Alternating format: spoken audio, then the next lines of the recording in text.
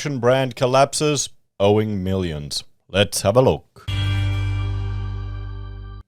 Hello everyone, Florian.heise here and welcome to another episode of HeiseSays. I thought we'd have a bit of a break from the construction apocalypse that we've been discussing in the last several videos to look at an example of a UK fashion brand that has collapsed, owing millions. Now, this is showing that economic issues are not simply isolated to the Australian construction sector, or for us, construction is a very important thing, but there's a few key takeaways from this business going under. Now, let's jump over here and we can see that this is, I understand some of their fashion, their dresses. I'm not the demo, and considering 92% of the viewers are male on the channel, you're probably not the demo as well, although I'm sure a lot of the lads would like the girls in the pretty dresses. I mean, nothing wrong with that. There's some lovely dresses here. But they still got to make money, and they still need to pay their suppliers. You can't be looking pretty in your dresses if you can't pay your suppliers. Now, this is a key takeaway from what's been reported here is, the suppliers are the first warning signs, and that's what we need to keep our ears open, look at the rumor mill of suppliers in the construction sector and the retail sector here in Australia. Once they are getting delayed in payment, that's when you really have to start worrying. Now, that's where Metricon is an example, pulling all stops to reassure us that they're paying their suppliers. Where the builder we looked at yesterday, Solido, they paid all their suppliers. They saw the writing was on the wall and they obviously stepped away from a loss-making business. Now, for those of us that are in business, you know when you do the work, you issue an invoice and there's a lag until you get paid. For service industries, the loss is really just time and cost of hiring equipment, those type of things. For an architect, it's not too bad. I don't have any staff anymore. I do all the work myself, or Rachel and I do. Occasionally, we'll get contractors if we need it, but it's not as bad now with payments being delayed or taking a long time as it was back in the day when I had 5 to 10 staff. We were up to 12 at one stage. It's crazy. Then you've got someone taking 90 days, 120 days not to pay you is a bit troubling. So that's one to keep an eye out, guys. So let's have a look at what's happened here.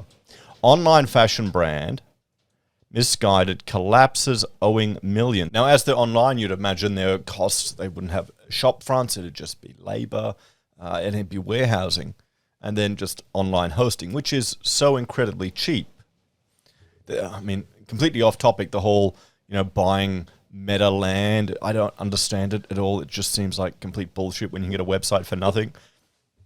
Anyway, customers have complained they weren't receiving orders from the e-commerce retailer, and just days later, the company revealed it had appointed administrators. So, the clothes company, which had been accused of not paying suppliers, is understood to be on the brink of collapse, the Sun reports. Now, this is the thing. As a supplier, you're an unsecured creditor. Usually, the banks are right at the top, so they're the ones that always get taken care of in these situations. As a supplier, you're kind of screwed. It comes after furious shoppers blasted the retailer for not fulfilling orders. The UK-based e-commerce company launched in 2009 by then 26-year-old founder Nitin Pasi, and has since expanded into the US, France, and Germany.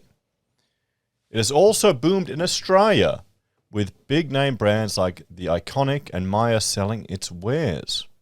However, now the website is unable to be accessed. Previously, it had been understood the retail giant Boohoo was in talks to buy its rival in a pre-packaged rescue deal. However, The Guardian reports that administrators from Teneo were appointed on Monday after the company was issued with a winding up petition. Clothing suppliers are owed millions, the publication alleges.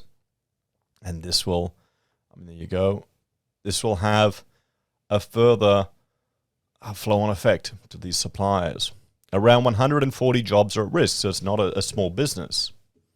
It has been claimed that police were called to the Missguided head office in Manchester after calls from angry suppliers. Some of the online retailers' UK and overseas suppliers told the paper they had not been paid for months. This is why you've got to keep a tight leash on the credit you're providing to your supplier, to your clients, everyone. why you've got to have a diversity of sources of income when you're in business. It's the challenge. One told, I'm assuming the son, that they had to sell wedding jewelry belonging to his mum and wife to raise 40 grand for staff's wages. Now this is the reality of business. This is the reality of having a business. Your staff have to come before you. They have to come before your business. They have to come before your mortgage payments. That's the reality of it. And that's what you have to do. They're the calls you have to make. That's the risk-reward ratio of having a business. I really get the feeling that some people don't appreciate that, particularly when I see all the Twitter posts and the unionists here in Australia wanting more, and such a sense of entitlement that people think they're entitled to all these perks. When if it wasn't, well, if the majority of people, if it isn't for small businesses or businesses stepping up and creating these jobs and opportunities, they wouldn't exist, everyone. In many ways, I think this is the problem. You've got a previous generation that in many ways was quite spoiled. All the perks the boomers got, like just look at their super some of them got. You pay in whatever you do, but you get a guaranteed payment out. Nothing to do with the market. It's insane, utterly insane. You can't have that. Now we're all paying for it now, and the younger generations don't get the privileges of it. So you can see why. Honestly, you can see why in some ways the younger generation have had enough and are sadly shifting harder to the left. So shoppers are furious that the firm has failed to fulfill orders that were promised for next day delivery. Well, I mean, you lose a couple of, what do these dresses cost here? $40, $30 on a dress, guys. Who cares? Okay, whoop-de-doo. Where you've got people struggling to pay their staff, suppliers pretty much getting screwed. This is trading while insolvent, everyone. This is a business that is trading while insolvent. And for those of you that haven't been watching, remember one thing our Australian government did, and many around the world also did, was change the rules. They kept zombie companies alive. And it looks like it's coming to a head. We're starting to see these zombie companies are falling under. And it's not just the company that cops it. It's all the people who supply services to that company. I mean, how many of you in the chat who've run a business have had someone stiff you on money? And have you actually had to go through the process to try and chase it up? It's a pain. You can even get court cases, one for you, then you got to chase them down, and then they do all these tricks. And I had one restaurant client. It was funny. They couldn't speak English in the meetings, but when I went there to yell at them at their restaurant, they could suddenly speak English. Funny that, huh? Oh, well. Fun and games. So, the company was continuing to take orders on Monday, but sources said it was not clear if the group's distribution partner, GXO, was continuing to handle those orders. On Twitter, one customer wrote, ordered next day delivery on the 26th, and it's still not at the dispatched yet. Please, can you let us know where my parcel is? I mean, first world problems. think about first world problems. Another added, I'm never ordering from you guys again. I paid for next day delivery, yet my order is not even there. I mean, next day delivery. I mean, this is the UK. Here in Australia, it's a bit different. I mean, can we even get next day delivery for things?